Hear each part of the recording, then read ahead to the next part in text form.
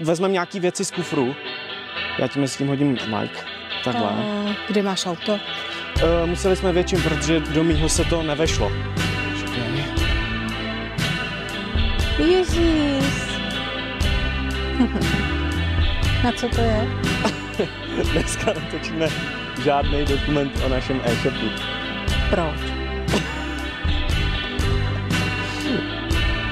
Co to jako je?